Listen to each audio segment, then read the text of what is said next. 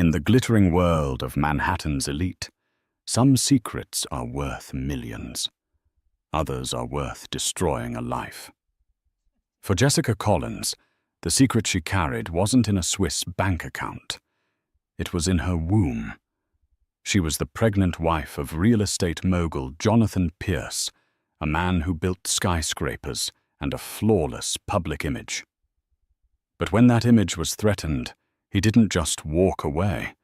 He betrayed her, leaving her with nothing but the echo of his promises. His stunning mistress, Vanessa Dubois, took her place in the tabloids and in their home. Everyone watched as the mistress shone, believing the story was over. They were all wrong.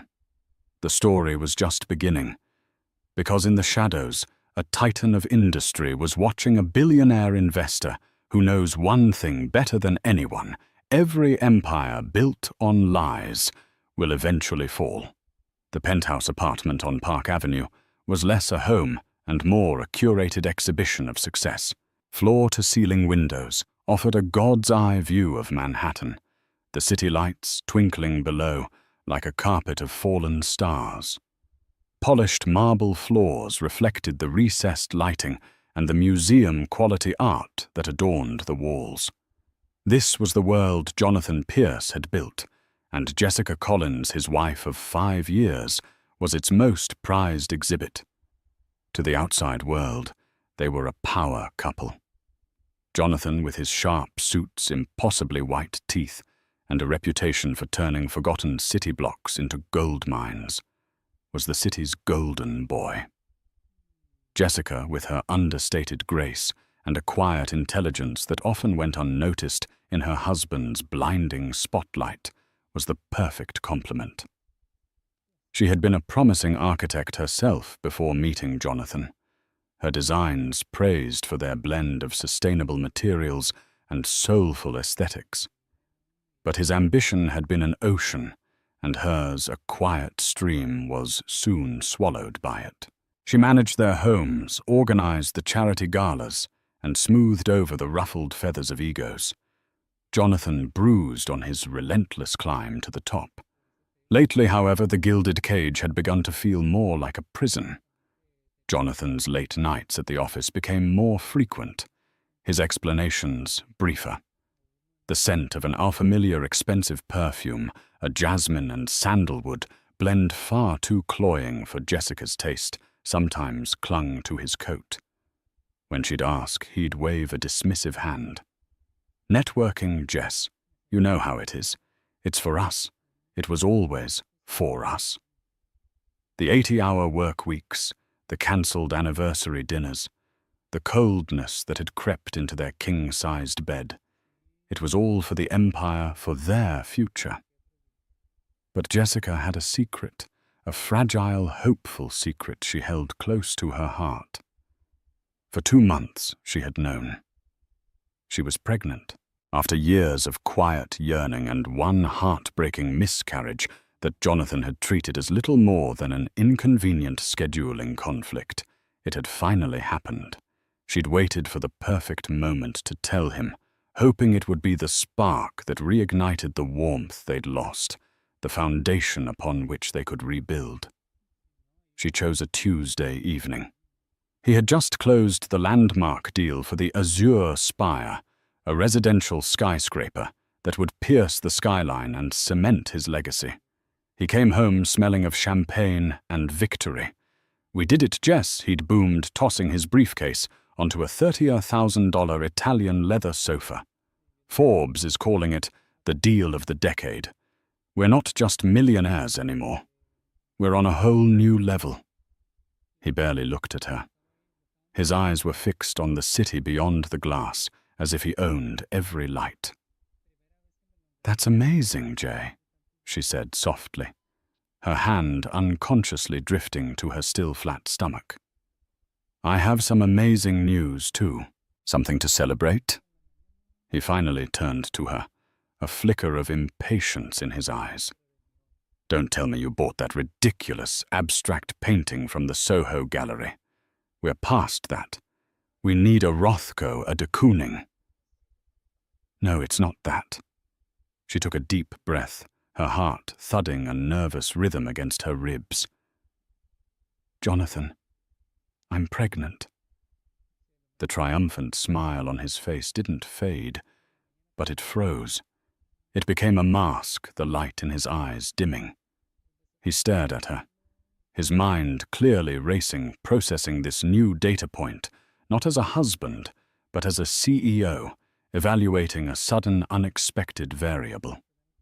"Pregnant," he repeated the word, sounding foreign in his mouth. "Are you sure?" "Yes, of course I'm sure. I saw Dr. Miller this morning. I'm almost 10 weeks along. We're having a baby, Jay." Her voice trembled with a joy that was seeking desperately to be mirrored. He walked to the bar, his back to her, and poured himself a scotch. The clink of the decanter against the glass was the only sound in the room. "A baby," he said to the window. "The timing is complicated. The Azure Spire project is going to consume everything for the next 2 years. Board meetings, investors, international press." Jessica's hope began to curdle into a familiar dread. "A baby is not a complication, Jonathan. It's a blessing. It's our family." He finally turned around, the scotch swirling in his glass. "Right. Of course, a family." He walked over and gave her a perfunctory kiss on the forehead. It was cold, sterile. "We'll need to hire the best nanny. Get on the wait list for the top preschools, and we'll need to make a public announcement. It's good for the brand. The family man developer. Stable. Trustworthy." He was talking about their child as if it were a press release. The joy she had carried so carefully within her shattered. She saw it then with horrifying clarity. He wasn't building a future for them. He was building one for himself, and she and their unborn child were just strategic assets to be managed. That night, Jessica lay awake long after his breathing had settled into a deep, untroubled sleep. She stared at the city lights, the same lights he looked at, with a sense of ownership, and for the first time she felt utterly, terrifyingly alone. The chill in the room had nothing to do with the air conditioning. It was the dawning, awful realization that the man she loved had been replaced by a stranger, and she was trapped in his gilded cage with a baby on the way. The weeks that followed were a masterclass in emotional disconnect. Jonathan played the part of the expectant father for the public.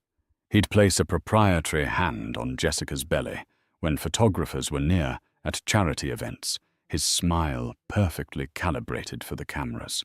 He spoke to magazines about the importance of legacy and building a world for the next generation. But in the sterile quiet of their penthouse, he was a ghost. The unfamiliar perfume became a constant, unwelcome guest. It was on his shirts when they came back from a dry cleaner he'd never used before in the passenger seat of his car, and once faintly on a pillowcase. Jessica's questions were met with a new kind of weapon gaslighting. "You're being hormonal, Jess. Pregnancy is making you paranoid. She's an associate from the firm in Paris. Are you really this insecure? We're about to have a child. Do you honestly think I have time for anything else?" He made her feel like she was losing her mind. She started to doubt her own senses, to believe that the stress of the pregnancy was making her irrational. She tried to cling to the memory of the man she had married, the one who had once sketched their dream house on a napkin during their first date. But that man was gone. The truth, when it came, was not a whisper overheard or a stray text message found. It was a brutal public spectacle, orchestrated with chilling precision. It happened at the annual Metropolitan Foundation Gala, the crown jewel of New York's social calendar. Jessica, now visibly pregnant in a custom-made navy silk gown, felt a fragile sense of hope. Jonathan had been attentive all evening, holding her hand, fetching her sparkling water, whispering what seemed like sweet nothings in her ear. She allowed herself to believe just for a moment that the baby was changing him, that the reality of fatherhood was finally breaking through his corporate armor. He was on stage accepting an award for visionary urban development. He stood at the podium, a golden statue in his hand. The crowd of 1,000 of the city's most powerful people hanging on his every word. I wouldn't be here without the unwavering support of my incredible team. He began, his voice smooth and confident, and the inspiration I draw from the person who truly understands my vision, who pushes me to be bolder, to reach higher. Jessica smiled, her eyes glistening. He was going to thank her. In front of everyone, he was going to acknowledge her. He scanned the crowd, and his eyes didn't land on her. They swept right past her table and locked onto someone standing near the back. A woman with fiery auburn hair poured into a crimson dress that seemed painted onto her skin. Jessica recognized her instantly from Instagram's Explore page, Vanessa Dubois, a ruthlessly ambitious PR consultant and socialite who had made a name for herself by attaching her brand to rising stars. Her name is Vanessa Dubois, Jonathan said into the microphone, his voice echoing through the grand ballroom. A spotlight swiveled and landed directly on the woman in red. She didn't look surprised. She looked triumphant. She is the sharpest mind, the most passionate soul I have ever known.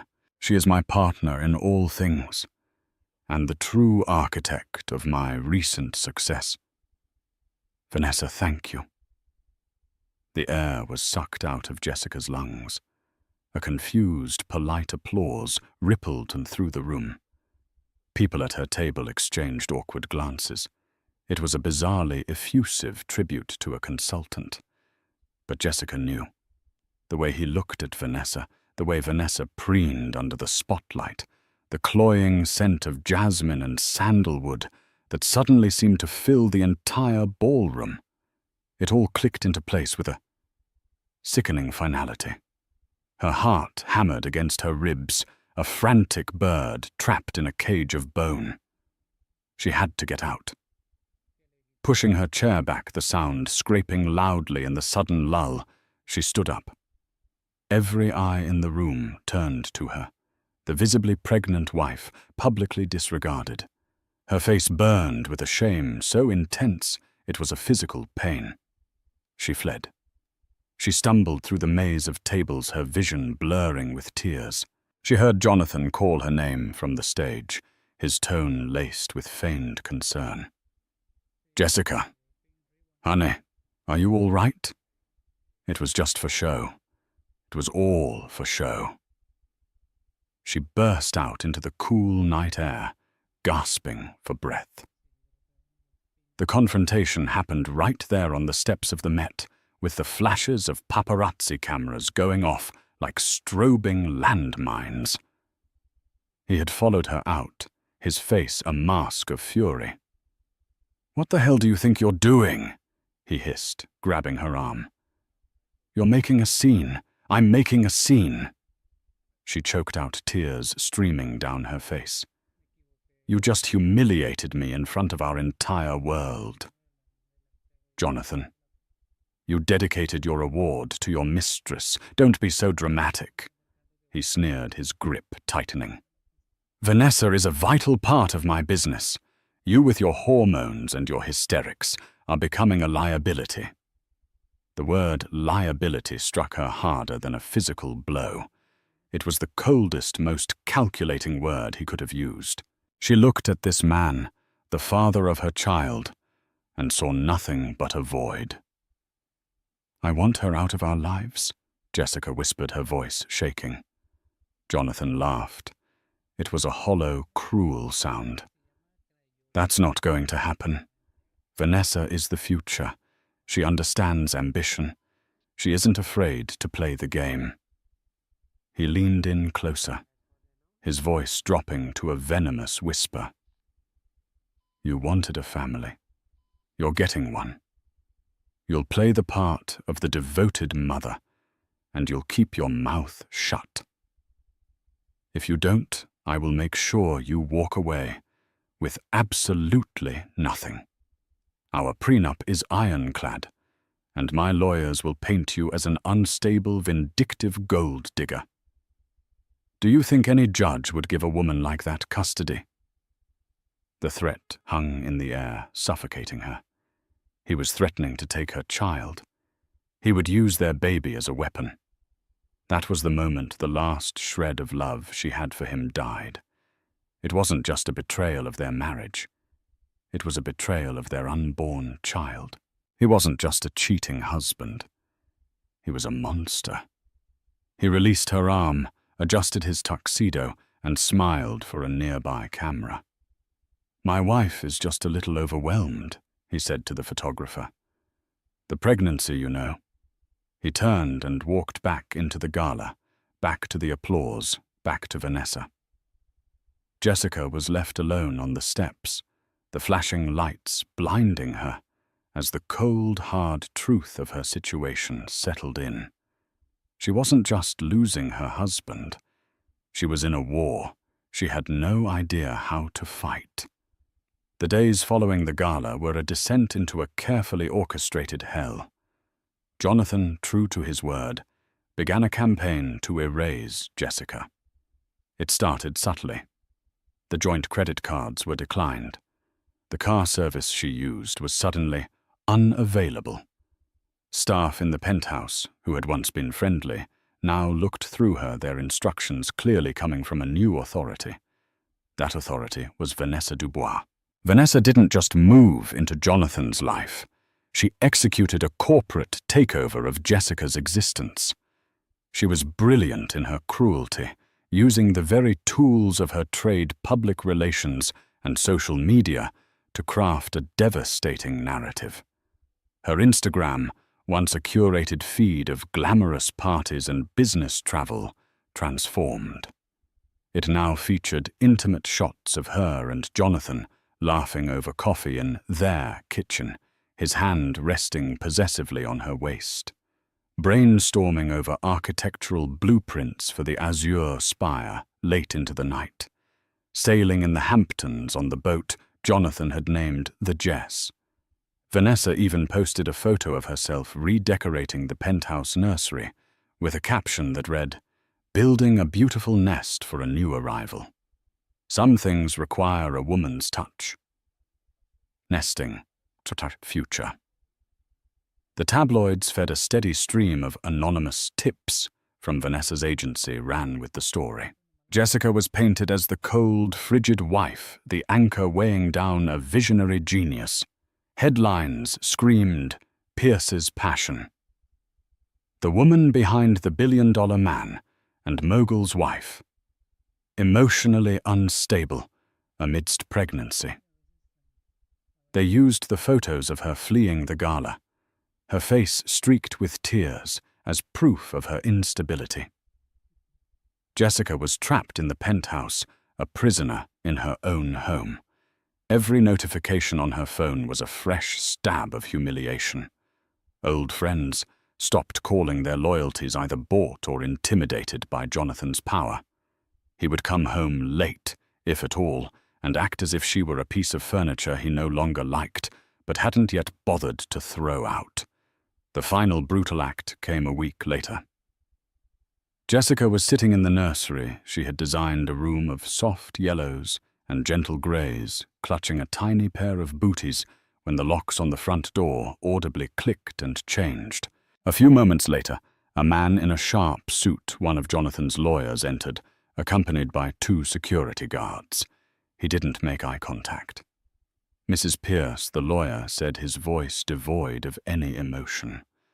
"Pursuant to the prenuptial agreement, and in light of the impending divorce proceedings, Mr. Pierce has secured this residence. You are to vacate the premises immediately." Jessica stared at him, stunned. "Vacate? This is my home. I'm pregnant with his child. I have nowhere to go." "Arrangements have been made," the lawyer said, placing a thin envelope on the table. Your personal belongings have been packed and are being moved to a prepaid one-bedroom apartment downtown. A check for the amount stipulated in your agreement is enclosed. Mr. Pierce trusts this will be sufficient." He gestured to the security guards who stood impassively by the door. The message was clear. She was being physically removed. The rage, cold and pure, finally burned through her grief and shock. "He can't do this." "He already has," the lawyer said flatly. "I advise you to comply peacefully." As Jessica was escorted out of her home, the elevator doors opened and Vanessa Dubois stepped out. She was wearing one of Jessica's own silk robes, a smug, victorious smile playing on her lips. She looked Jessica up and down, her gaze lingering on the swell of her belly, with unconcealed disdain.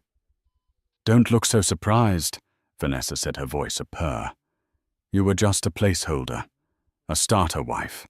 Some men need a quiet, supportive woman to help them build the foundation.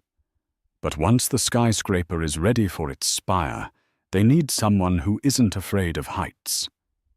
She ran a perfectly manicured finger along the doorframe of the apartment. "This is my home now. And you are history." The elevator doors closed, and Jessica was left with the lingering scent of jasmine and sandalwood, and the crushing weight of utter defeat. Her new apartment was a sterile corporate leased box in a nondescript building. The check was for $50,000, a pittance, an insult designed to underscore how little she meant. It was just enough to survive for a while, but not enough to fight him. He had taken her home, her reputation, her husband, and her future. That night, huddled on a cheap mattress, surrounded by boxes of what was left of her old life, Jessica finally broke. She didn't just cry. She sobbed with a raw, primal agony for everything she had lost.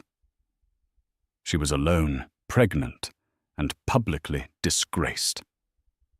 Jonathan and Vanessa had won. They were the king and queen of the empire, and she was just a ghost haunting the ruins. As she placed a protective hand on her stomach, a desperate, fierce vow took root in the ashes of her despair. She didn't know how, but she would not let them destroy her child's future. She had to survive. She had to fight back. The first few weeks in the small, anonymous apartment were a blur of survival. The suffocating shame was a constant companion, making it hard to breathe, to eat, to think. The city that had once felt like her playground now seemed hostile, every newspaper stand and phone screen a potential source of fresh pain. Jessica cut herself off from the world, leaving only for obstetrician appointments with Dr. Miller, who looked at her with a sad, knowing pity. The 50,000, which had seemed like an insult, now felt like a lifeline and a ticking clock.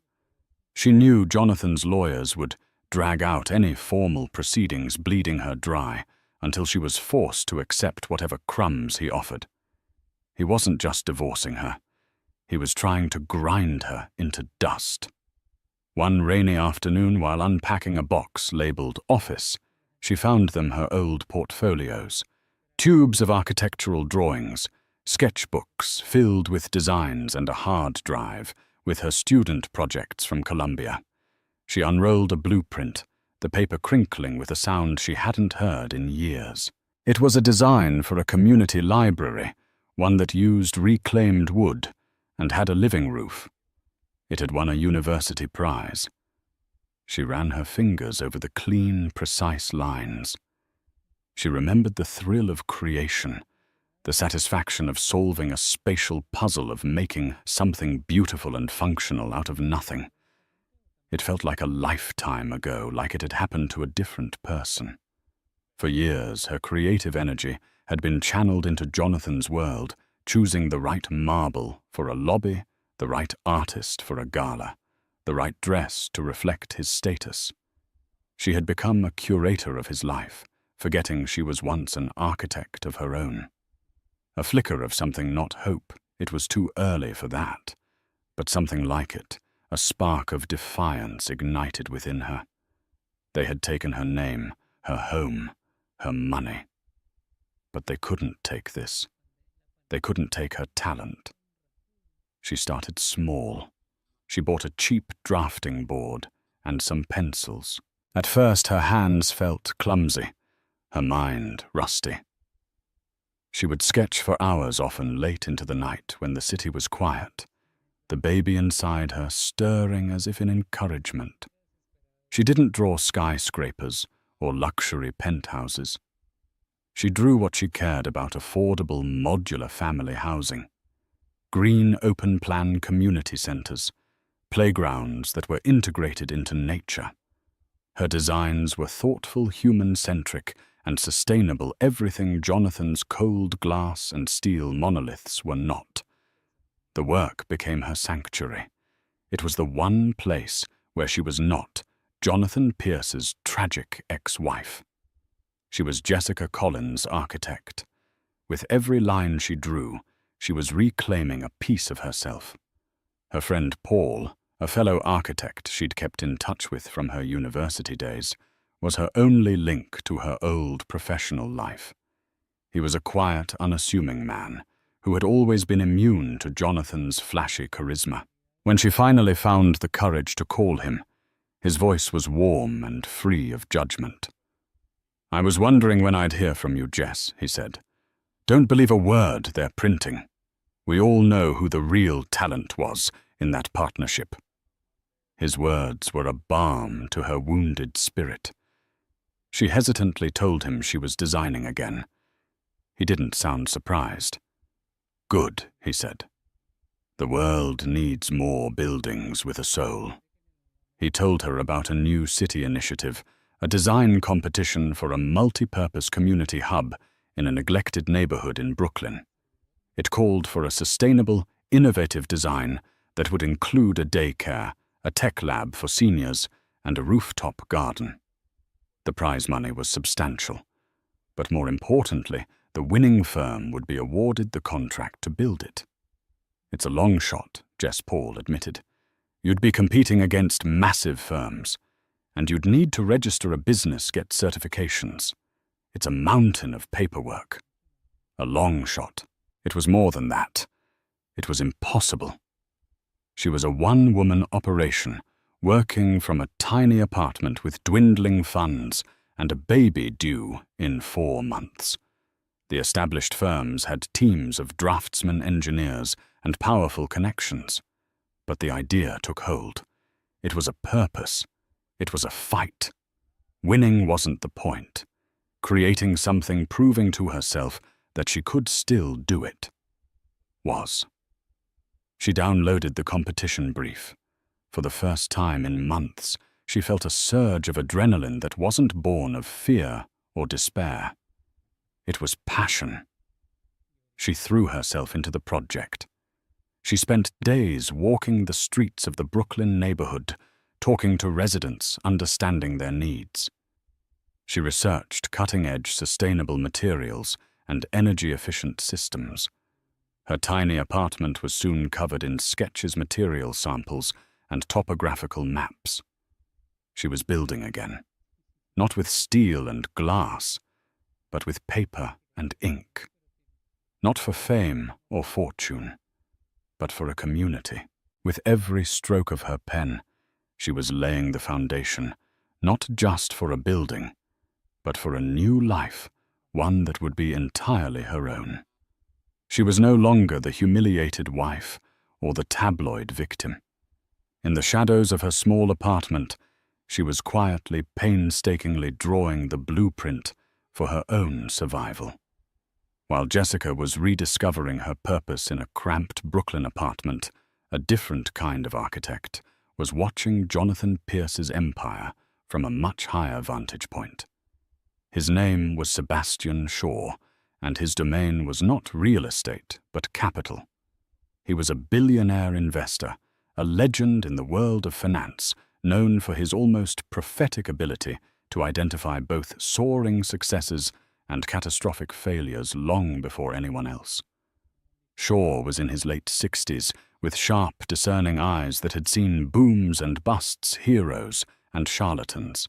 He was a quiet, intensely private man who valued integrity and substance above all else, qualities he found increasingly rare.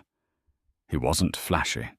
He wore impeccably tailored but understated suits, and his office, while offering a stunning view of Central Park, was filled with books and antique maps, not garish modern art.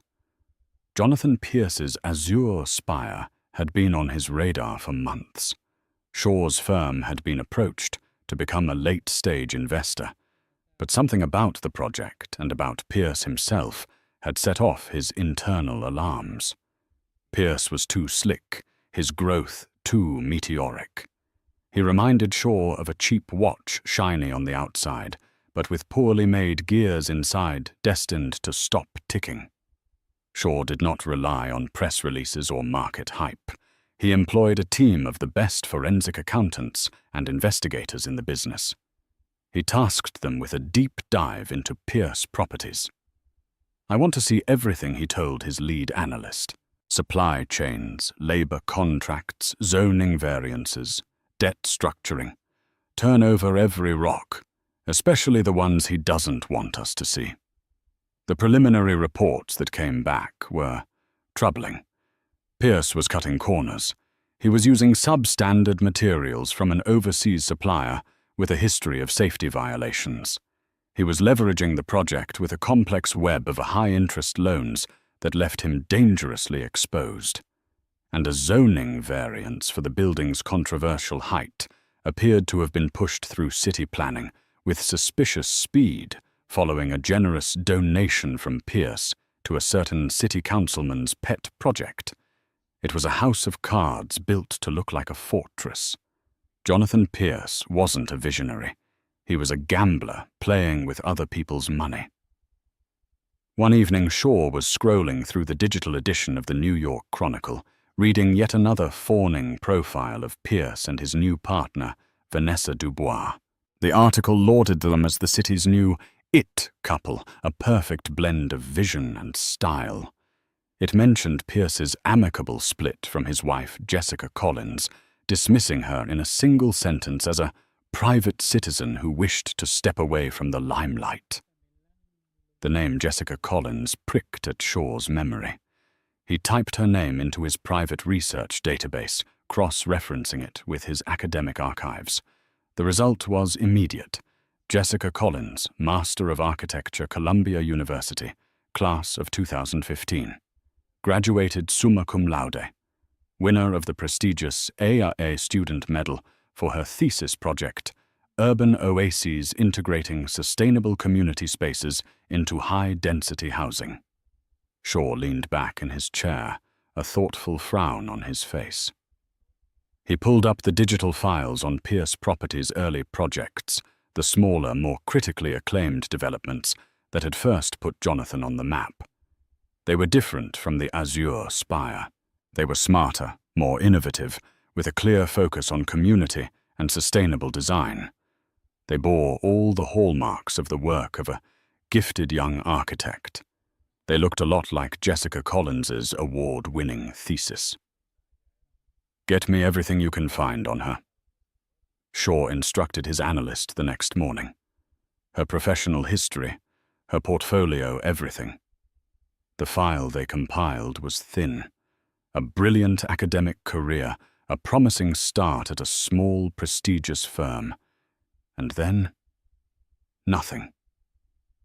She had dropped off the professional map right around the time she married Jonathan Pierce. Shaw looked at the photos, the beaming, ambitious young graduate and the haunted, tear-streaked woman fleeing the Met Gala. He then looked back at the blueprints for Pierce's early successes and the cynical, fraudulent plans for the Azure Spire. The story began to write itself in his mind. The talent hadn't been Jonathan's. It had been hers. He hadn't just married her. He had acquired her, used her genius to build his foundation, and then discarded her when her usefulness was exhausted and her integrity became an inconvenience. It was a pattern he'd seen before: the predator who consumes the talent of others and leaves a trail of wreckage in their wake. And there was nothing Sebastian Shaw despised more than a predator. He had lost a fortune early in his career, betting on a charismatic fraud just like Pierce, and it was a mistake he'd vowed never to repeat. More than that, he had mentored a young entrepreneur years ago who had been ruined by one of Jonathan's ruthless early deals. This was not just business, it was personal. He saw the whole chessboard. Pierce and Dubois were the flashy, aggressive king and queen, making bold, reckless moves in the center of the board. And in the corner, almost forgotten, was a single pawn, Jessica Collins. But Shaw knew that sometimes, if a pawn can make it all the way to the other side, it can become a queen. His interest in the Azure Spire was no longer about a potential investment. It was about dismantling an empire built on lies. And he had just found the perfect person to help him do it. Finding Jessica Collins wasn't difficult for a man with Sebastian Shaw's resources. Tracing her to the nondescript downtown apartment building was the work of a few hours. The approach, however, had to be handled with finesse. She was a woman who had been profoundly betrayed by a powerful, charismatic man. The last thing she would trust was another one. Instead of a formal summons or a cold call from a lawyer, Shaw sent a simple, hand-delivered letter. It was on heavy, cream-colored stationery, with his name embossed at the top. "Dear Ms. Collins, my name is Sebastian Shaw. I am an admirer of your early architectural work, particularly your university thesis on sustainable urban communities. I believe your unique vision is precisely what is lacking in modern development. I am heading a new philanthropic venture focused on innovative urban renewal, and I am seeking a lead design consultant. If you are interested, I would be grateful for the opportunity to discuss it with you at your convenience. Sincerely, Sebastian Shaw." Jessica read the letter 3 times. Sebastian Shaw. The name was legendary, a titan of industry spoken of in hushed, reverent tones. She assumed it was a mistake, or worse, a cruel joke. Perhaps it was even a trap set by Jonathan, a way to test her or lure her into some new form of humiliation. Suspicion warred with a desperate flicker of curiosity. What did a man like Sebastian Shaw want with her? After 2 days of agonizing indecision, she decided to respond. Her life was already at rock bottom. What more did she have to lose? She agreed to a meeting, but on her terms, not at his intimidating office, but at a neutral, quiet cafe in her neighborhood. When Shaw walked into the cafe, he was not what she expected. He was older, with a calm, grandfatherly demeanor that immediately put her at ease. He wasn't flanked by assistants or security. He looked like a university professor, not a ruthless billionaire. He ordered a simple black coffee and waited for her to speak. Jessica was guarded her answers short. She clutched her portfolio from the Brooklyn Community Project like a shield. "Mr. Shaw, I appreciate you reaching out," she began formally. "But I have to be honest. I don't understand why you're here. I haven't practiced architecture in over 5 years. Talent like yours doesn't expire, Ms. Collins. It just becomes dormant," he replied, his gaze direct, but not unkind. "I've reviewed your early designs. I've also reviewed the designs of Pierce Properties' first 5 projects. The architectural DNA is identical. It's yours." Jessica flinched, the statement hitting too close to a truth she had buried for years. "I consulted on those projects, that's all. You were the architect Shaw stated not as a question but as a fact. Jonathan Pierce was the salesman. He sold your vision, and when it was no longer convenient for him, he sold you out. The bluntness of his words knocked the air from her lungs. This man saw everything. Tears pricked at her eyes, and for the first time in months, she didn't bother to fight them. "He's destroying me," she whispered, the confession feeling like a betrayal of her own vow to be strong. "He and that woman, they're telling the world I'm crazy. They've taken everything. They have taken what is replaceable," Shaw said gently. "Money, property, reputation. Those things can be rebuilt. They did not take what is irreplaceable, your integrity and your talent. Jonathan Pierce builds with cheap materials and fraudulent contracts. You build with light and purpose." He gestured to the portfolio she was holding. "May I?" Hesitantly, she pushed it across the table. He opened it and slowly, carefully began to study her drawings for the Brooklyn Community Hub. He didn't just glance at them. He analyzed them, his eyes tracing the flow of the spaces, his fingers lightly touching the details of the schematics. He was silent for a long time. "This is extraordinary," he finally said, his voice filled with genuine admiration. The use of cross-laminated timber, the passive heating and cooling systems, the way the daycare opens into a protected green space. This isn't just a building, Ms. Collins. It's a community. It has a soul. He looked up at her, and his expression was no longer just kind. It was resolute. "I told you I was starting a philanthropic venture. That was only a partial truth. I am starting a new development company, Nexus Properties. Its mission will be to build projects exactly like this one. Projects that prioritize community sustainability and ethical practices. Projects that generate profit by creating real lasting value, not by cutting corners." He leaned forward slightly.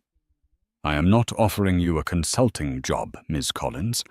I am offering you a partnership. I will provide the capital, the legal team, and the business infrastructure, everything you need. You will be the head of design. You will have complete creative control. We will build Nexus Properties into everything Pierce Properties pretends to be." Jessica was speechless. It was an offer beyond her wildest dreams. But the fear and suspicion were still there. Why, she asked, her voice barely a whisper. Why me Shaw's expression hardened slightly. "Let's just say I have a vested interest in seeing authentic visionaries succeed and charismatic frauds fail. I believe in backing talent, and I believe Jonathan Pierce represents a cancer in my industry. Consider this an investment in both good architecture and good karma." He slid a business card across the table. "I have already retained the services of Michelle Lynn from Sterling Cooper and Finch, the best divorce and contract lawyer in the city. She will handle your situation with Mr. Pierce. Your only job will be to design. Build this," he said, tapping her portfolio. "We'll submit this for the Brooklyn competition, not as an individual, but as Nexus Properties. And we will win. Then we will build a dozen more, just like it."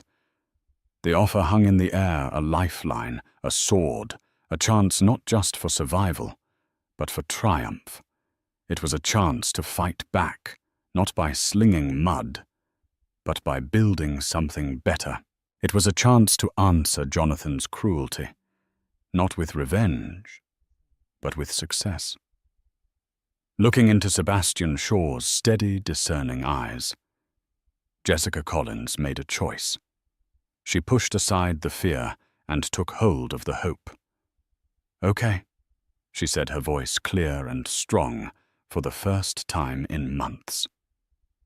"Let's get to work." The announcement of Nexus Properties landed like a bombshell in the New York development scene.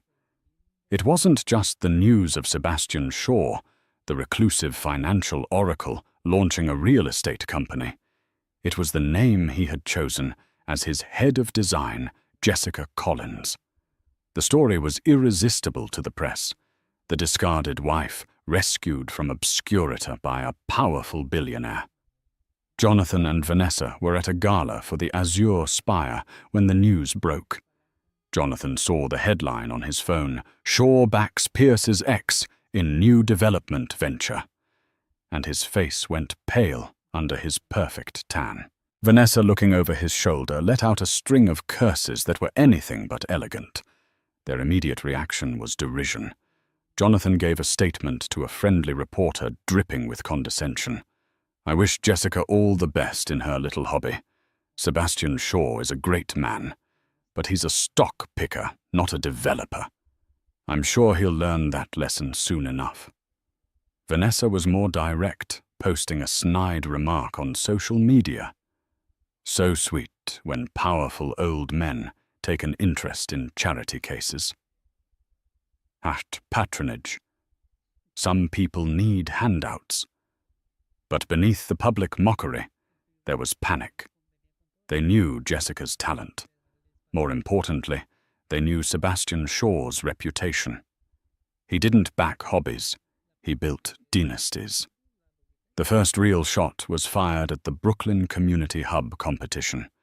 The Nexus Properties submission, with Jessica's name and signature on every page, was a masterpiece. It was innovative, cost-effective, and deeply connected to the community's needs. It immediately became the front runner. Jonathan, through back channels and intermediaries, tried to have her entry disqualified on a technicality. He had his lawyers claim that her designs contained intellectual property, developed while she was consulting for Pierce Properties. The claim was baseless, and Shaw's legal team, led by the formidable Michelle Lynn, swatted it away with contemptuous ease.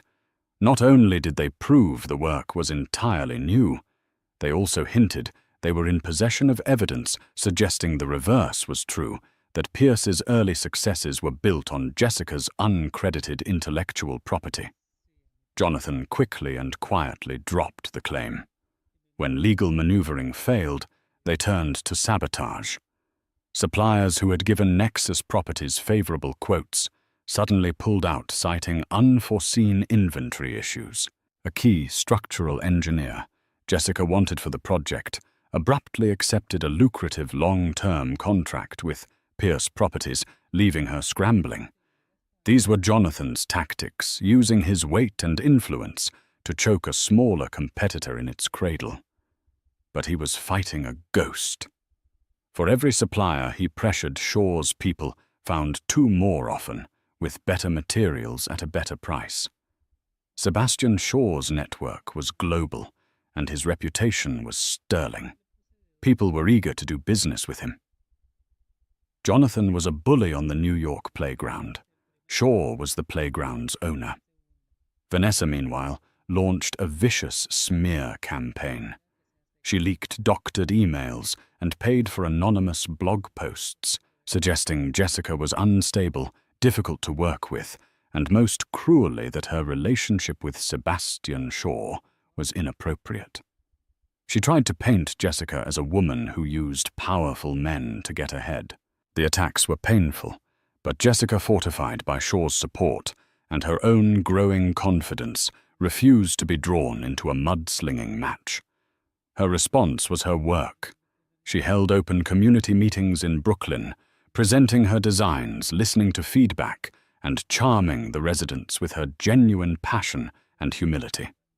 While Vanessa was posting selfies from exclusive clubs, Jessica was on a dusty lot talking to single mothers and elderly shop owners about their neighborhood.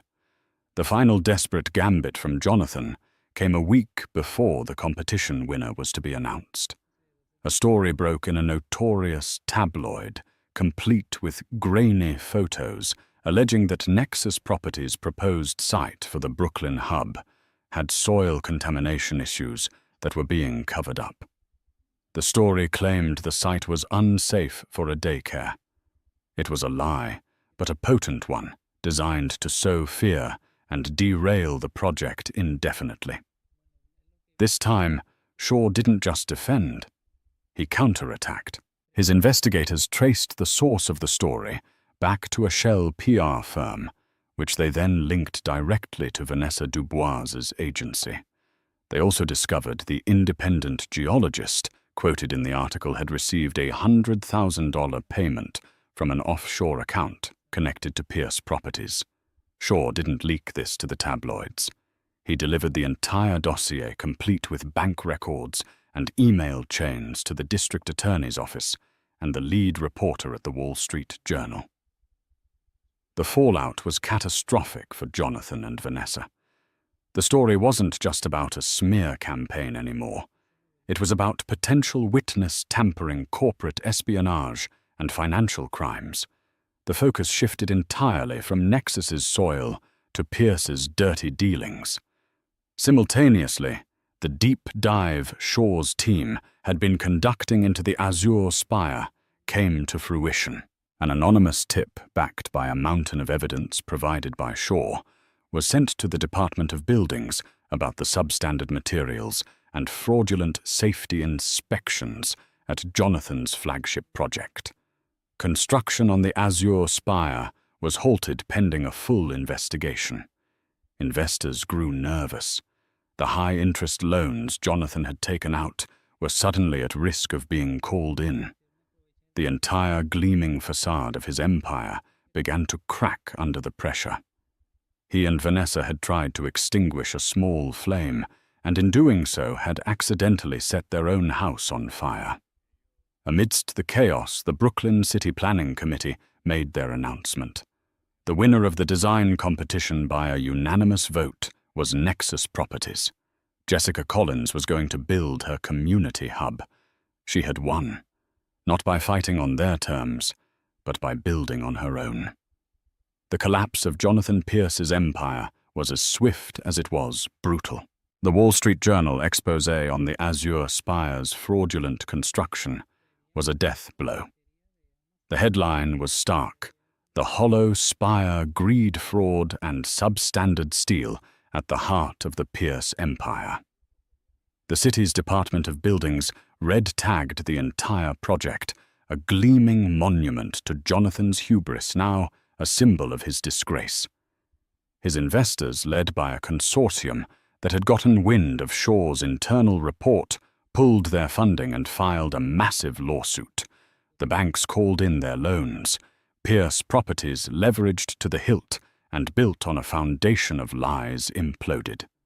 Bankruptcy was declared within a month. Jonathan, the golden boy of Manhattan real estate, became a pariah overnight. He was facing multiple federal investigations for fraud, bribery, and racketeering. His assets were frozen, his reputation shattered. Vanessa Dubois, the woman who had prided herself on being a master of public relations, found her own reputation irrevocably tainted.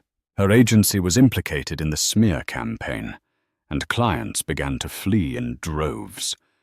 Seeing the sinking ship, she did what she did best. She cut her losses and tried to save herself. She gave a tearful exclusive interview, painting herself as yet another victim of Jonathan's manipulative web. "I was blinded by his charm," she claimed, dabbing a perfectly dry eye. "I had no idea about the illegalities.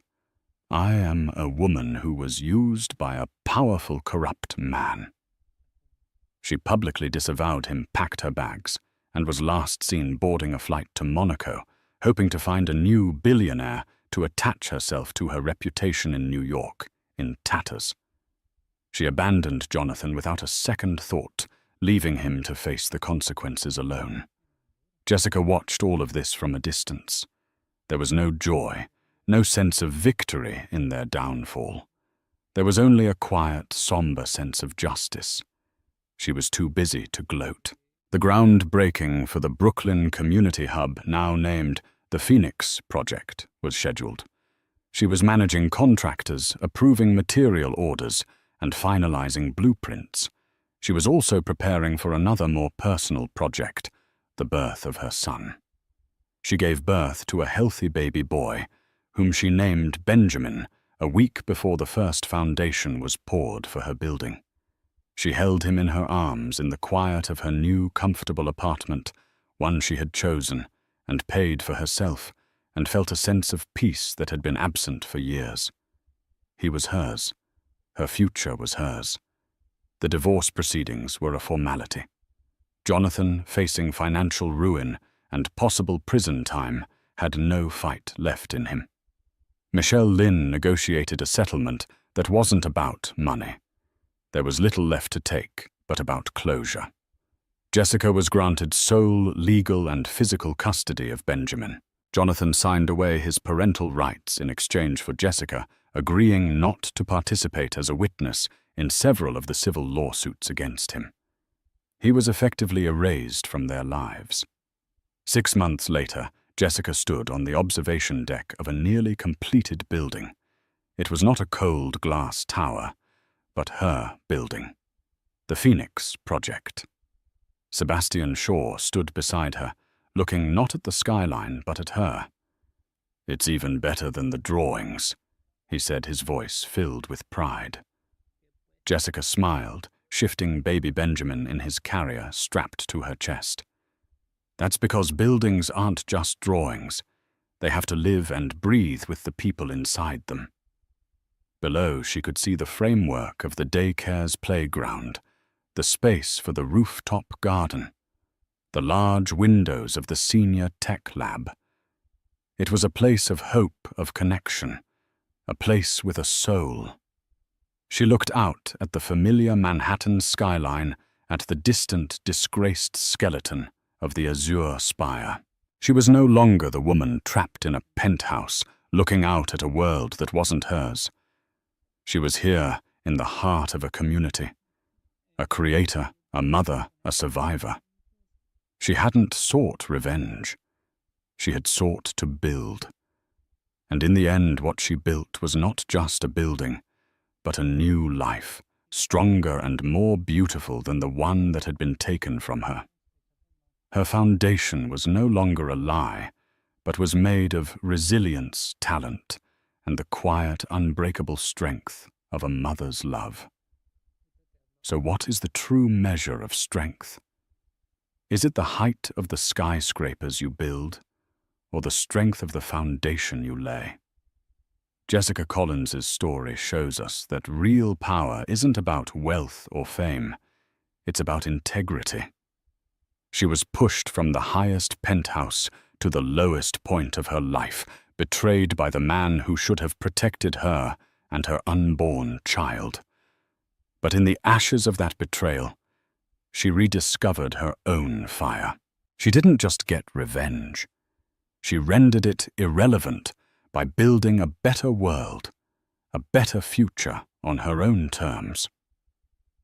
Her journey is a powerful reminder that the empires built on lies will always crumble, but a life built on talent, resilience, and love will not only stand tall, but will inspire others.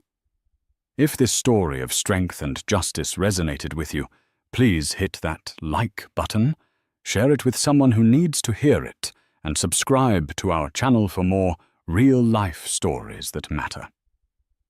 Thank you for listening.